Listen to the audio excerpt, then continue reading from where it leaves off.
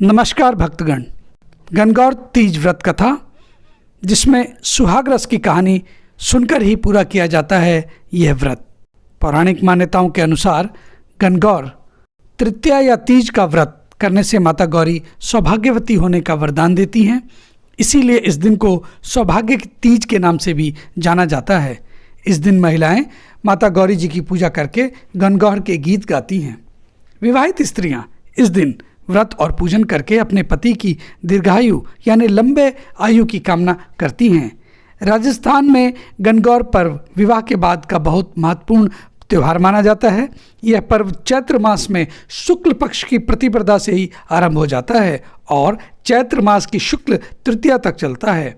नवविवाहित महिलाएं प्रतिपदा से तृतीया तक तीनों दिन गणगौर माता की पूजा करती हैं। इस बार गणगौर तीज 8 मार्च 2023 के दिन से शुरू हो रहा है और जो व्रती महिलाएं इस व्रत को रखती हैं उन्हें उस दौरान गणगौर माता की सुहाग रस की कहानी अवश्य सुननी चाहिए। तो आइए सुनते हैं गणगौर व्रत की पौराणिक पारंपरिक कथा। एक बार भगवान शिव तथा माता पार्वती नारद जी के साथ भ्रमण करने के लिए निकले। चलते चलते वे एक गांव में पहुंच गए। उनके आगमन का समाचार सुनकर गांव की श्रेष्ठ कुलीन स्त्रियां उनके स्वागत के लिए स्वादिष्ट भोजन बनाने लग गई। भोजन बनाते बनाते उन्हें काफ़ी विलंब हो गया।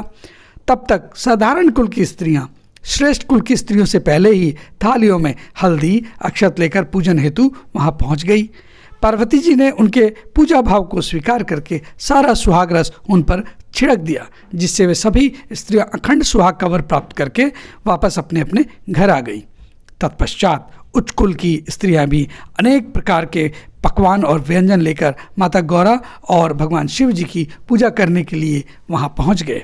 तब भगवान शिव ने माता पार्वती से कहा कि तुमने तो सारा सुहाग रस तो साधारण कुल की स्त्रियों को ही दे दिया, अब क्या इन्हें दोगी? तब माता पार्वती ने उत्तर दिया, प्राणनाथ, आप इसकी चिंता तनिक भी ना करें।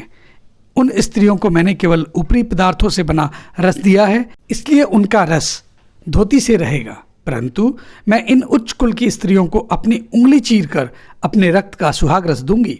यह रस जिसके भाग्य में पड़ेगा वे मेरे ही समान सौभाग्यवती हो जाएगी।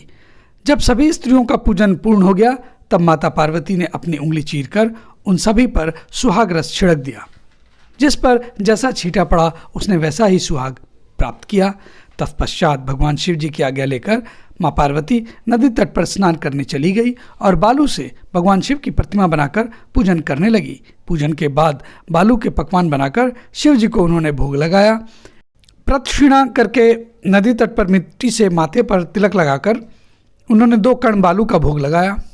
इसके बाद उस पार्थिव लिंग से भगवान शिव प्रकट हुए और माता पार्वती को उन्होंने वरदान दिया कि जो कोई भी इस दिन पूजन और व्रत करेगा उसका पति चिरंजीवी होगा। यह सब करते करते पार्वती जी को काफ़ी वहाँ पर समय लग गया।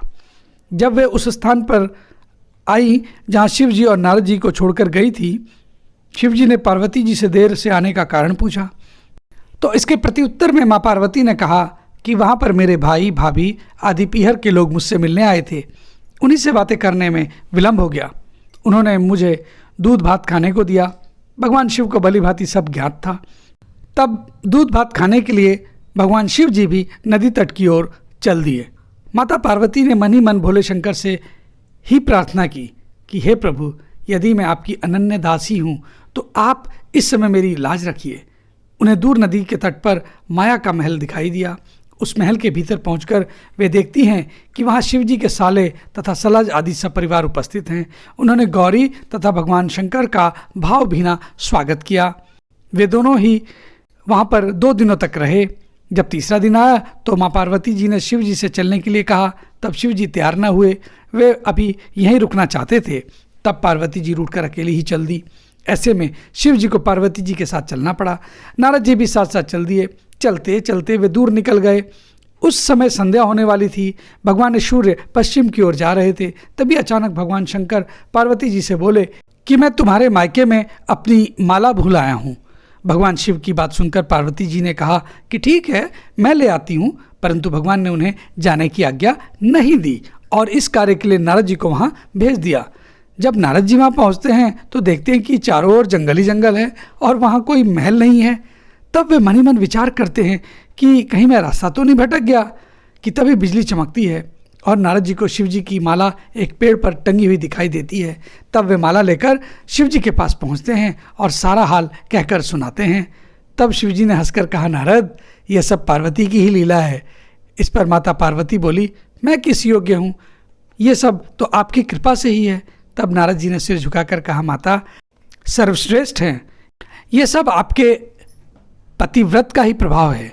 और इस तरह से नारद जी ने मुक्त कंठ से माता पार्वती की प्रशंसा करते हुए कहा, मैं आशीर्वाद रूप में कहता हूँ कि जो स्त्रियाँ इसी तरह गुप्त रूप से पति का पूजन करके मंगल कामना करेंगी, उन्हें महादेव जी की कृपा से दीर्घायु वाले पति का संसर्ग मिलेगा, यानी कि दीर्घायु लंबी आयु वाले पतियों का साथ मिलेगा।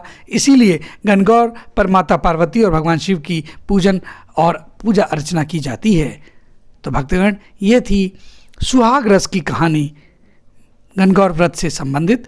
आपको कैसी लगी अपनी राय कमेंट बॉक्स में अभिव्यक्त करें, और अगर ये कहानी पसंद आई हो तो कृपया इसे लाइक करें, अपने मित्रगण के बीच इसे अधिक से अधिक शेयर करें।